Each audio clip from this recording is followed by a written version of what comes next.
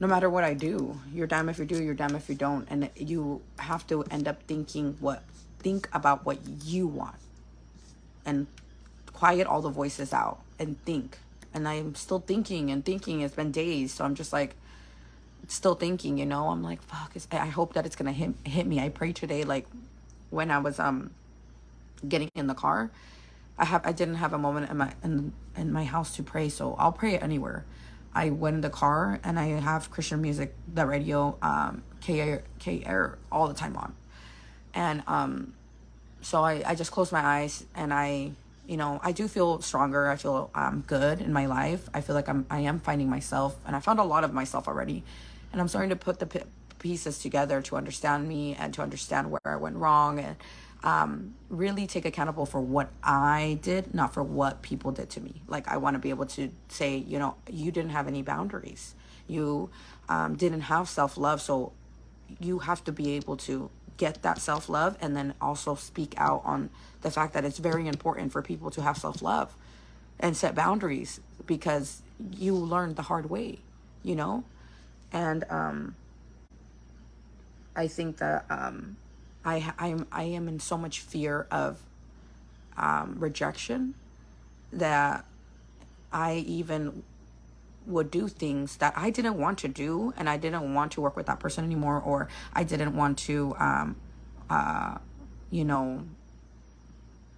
I guess like do it a certain way, like, oh, this is all the stuff that we have to do at the warehouse, we can't, which way do we do it, or how do we do what do we do first? It was always like I wanted to I didn't want anybody to stress out. Like, sometimes when we would have a lot of packaging, and I know nobody wants to go to the post office. I know I don't either. Like, it's fucking like stressful sometimes, but I like to do it because it's content. Like, you're showing people that their packages are going out and it's fun. Like, I like doing it, and it makes me feel good. And that's how I did everything when I first started. And that's how I want to continue to do it, And, sometimes I'll hold back from being like, okay, let's go to the post office, or because I'm like, I know they don't want to go, and God, this fly is fucking gonna kill me of annoyance. And I sometimes would just kind of avoid from making anyone annoyed. And I can tell some of the girls in the warehouse were, oh yeah, let's go, like, let's go, whatever it is that you want. I had some of those girls, but I had some that were like, and I'm like, and it's hard. Like, for me, it's hard. Like, if it was my child, I'd be like, don't roll your eyes, come on, let's go. But to a grown person, it's like, you gotta, like, I would just ignore it, because I'm like, I don't wanna, I'm good. So I don't know. I would basically, in order for other people's feelings not to be hurt, I would hurt my own feelings. I would go against what I wanted to do, because I wanted them to be comfortable around me. But it's like I wasn't comfortable around them, but I didn't say anything. I didn't listen to my intuition and my gut, ever. And that's how I knew that I didn't love myself. I didn't have self-love, because it's like, if you can't even listen to yourself, what you want, what the fuck? They're gonna trample all over you. They're gonna take you for granted, and you're gonna allow it. And they're gonna come back and make you feel bad for allowing them in your life. They're gonna forget all the things that you did for them, all the nice things you did, and they're gonna come for you as if you're the enemy, because they no longer have access to you. And you are not allowed to say, I don't want to work with you, because that's bad. That is bad.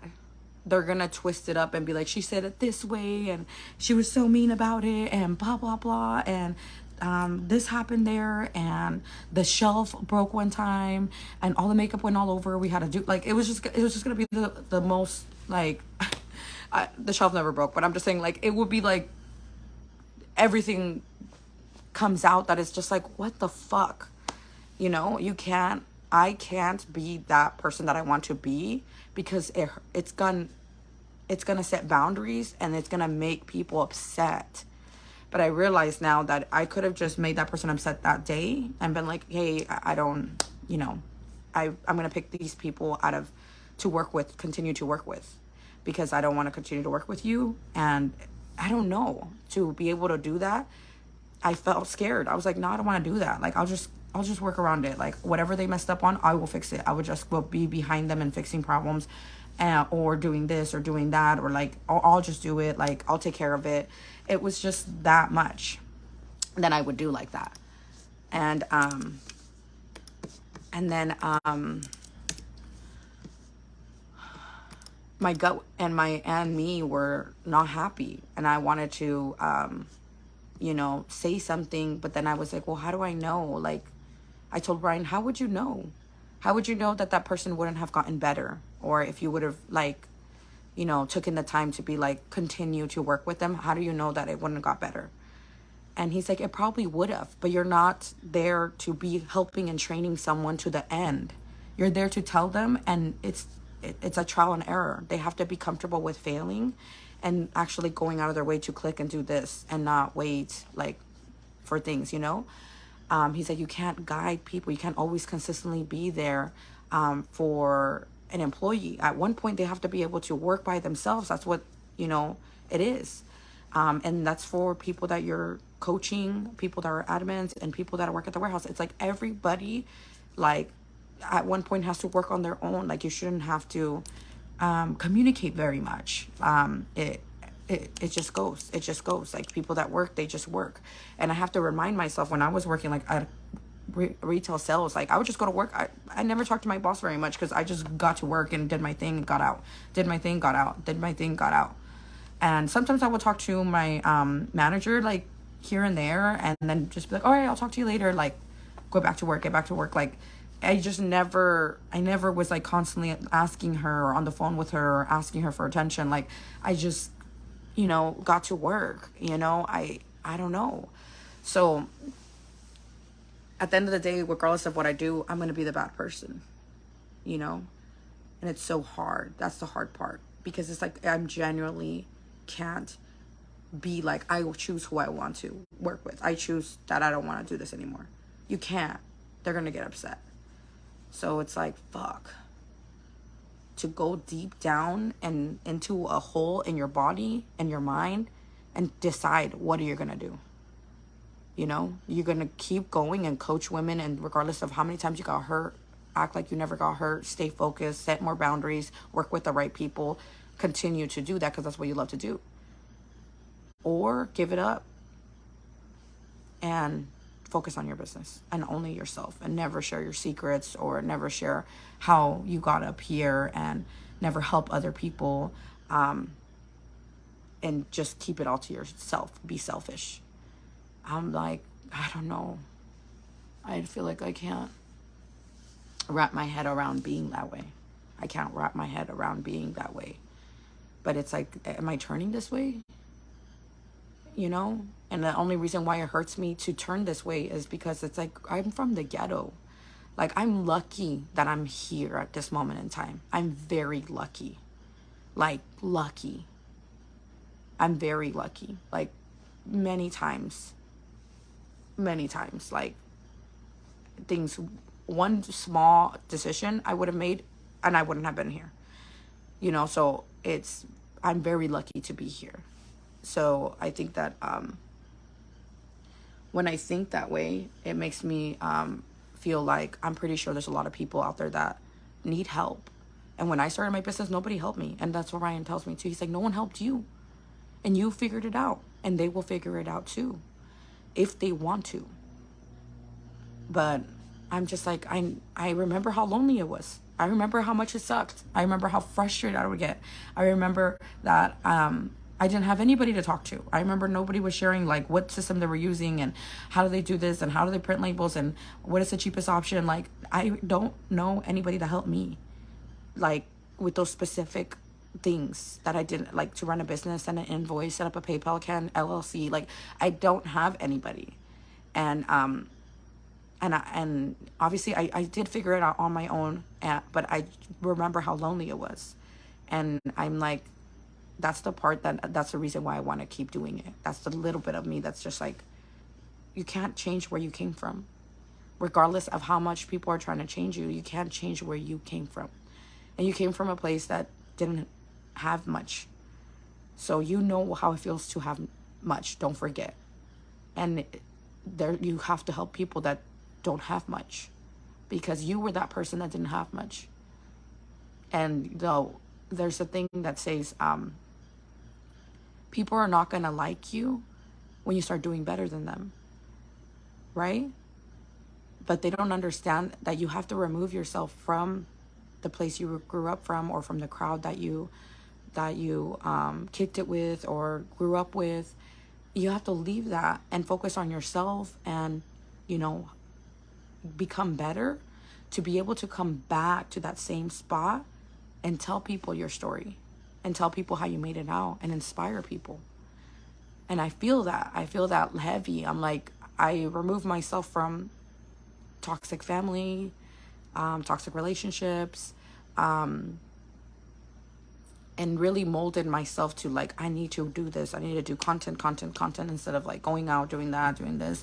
I'm like, I'm focused on my business. I'm going to do this. I'm going to do a makeup line. Like, I'm just going to invest all my money and save all my money into this and work so hard and continuously work hard.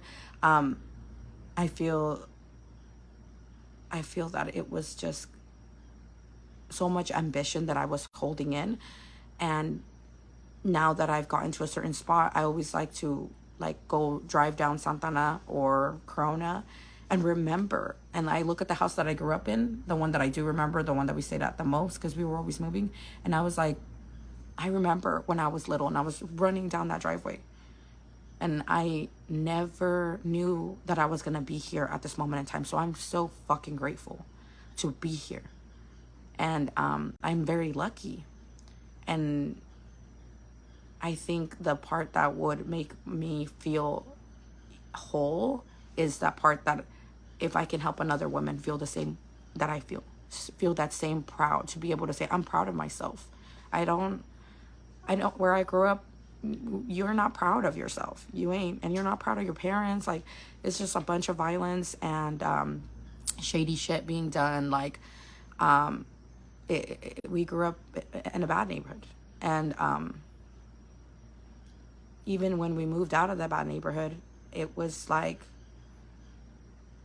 it was just, the world still has bad and everything's still, you know, bad things are still happening around the neighborhood. It's just not like a small ghetto apartment complex where I grew up. It was like more houses. Like when we moved to a house, it was a little bit more, but we were only there for a little bit. And my mom divorced, and that was that. Okay, let me check this one before I get into this.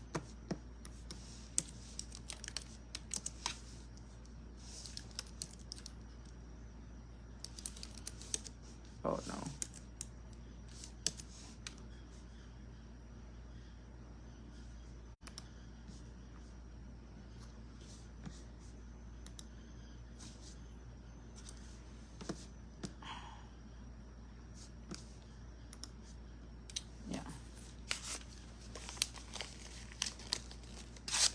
Yeah, so what do you guys think? Sorry. You were to your brother, friend you would want to. You keep pushing. You do what you love for you and your peace of mind. You have a big heart. Yes, it's a struggle. How do you feel if you did stop? If I did stop doing the coaching, I would feel like,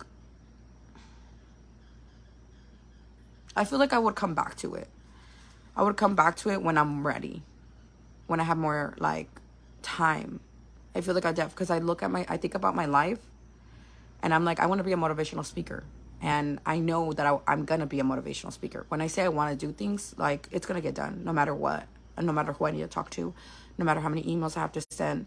I don't hire a manager because I can get my foot in that door. And my time is going to come. And I feel like when I put God in the center of my business, I know that I will be blessed. And if I don't get blessed, or I don't get the call, or I never worry about it, because I'm like, it's not my time. My time's going to come. So I just keep going, keep working, keep building, because my time will come. And my time takes a little bit more longer, but I don't get frustrated or give up. maybe impatient sometimes, but again, that's where, when I think about patience, I think you have to live in this moment and just know that God is going to give you what you need when you need it. So I kind of feel more patient, but knowing what I want to do, and inspiring and being a motivational speaker, I think that people would be intrigued, like the way that I think, and I'll be able to express myself the way that I think. As a motivational speaker, I would be able to really express like how I feel about my business and how I want to act and how I want to be taken serious. But only the people with the business mindset are going to understand that, or the people that are inspired like that, or have that mindset already, but just not using it for a business. You might be a stay-at-home mom, but you have a business mentality. You have a hustler mentality. Like, you are like that. I feel like you don't know you have it in you until you do it. Because trust me, I didn't think I had it in me either. I didn't know how to do makeup. I was raised really bad, and I didn't know how to do anything. I learned everything by failing. Doing it and failing, doing it and failing, doing it and failing, doing it and failing all the time. Failed so many times. I'm like, fuck, this shipping is this, they returned this, oh, I don't know what to do, I don't know how to do this. And you continue to do it until you figure it out, and then you'll fail so many times. You have to be comfortable with failing and getting back up. And everybody will count your failures. Everybody will point out your failures. That's the worst part. And you have to remember that you already failed. And now you already fell, and now you're back up. And now you get to go again. You never fail and you stay on the bottom. You never will fail and stay on the floor. You don't. Some people, I assume maybe they will, but I feel like you always have the opportunity to get back up and start all over and do whatever you want. All your failures they're in the past. And if you're not failing, you're not really learning. So that's how I continue to do and learn things for my business. I think that I could come back to it. I definitely feel like I could. But I think that I keep thinking about the people that are genuinely like want to be coached. Because I have meetings. And I'm like, it's not fair for them too, because they genuinely want to start a business. They're generally inspired by me. They generally like have good intentions. And to be the one that's going to be like, oh, I don't want to do this anymore. They're going to be like, what the hell? And it's hard, because it's like, well, can you do it? And you have to listen to yourself. But then you have so many people that are looking at you like, what are you going to do? And there's going to be some that are going to understand, like, no, we understand, you know. And there's going to be some that are going to be mad. And those are the ones that turn into like indelible this, cancel indelible. It's just like, I don't know. I think that's why making my decision is hard, is because the people that I will let down, some of them will understand and be really sweet about it.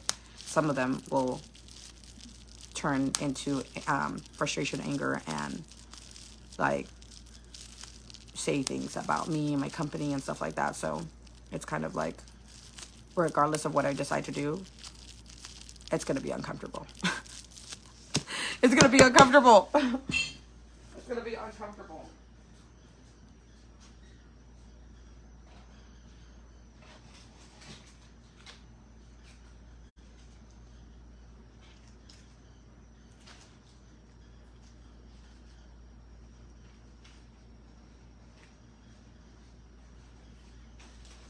But I already closed my academy.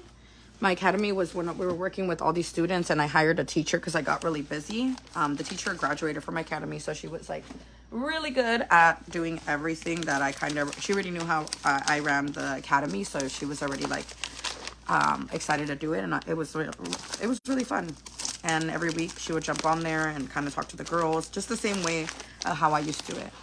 I would do Q&As twice a month randomly. And wait, did this already? Oh, this one already moved. That's why I wasn't gonna pack it. Okay.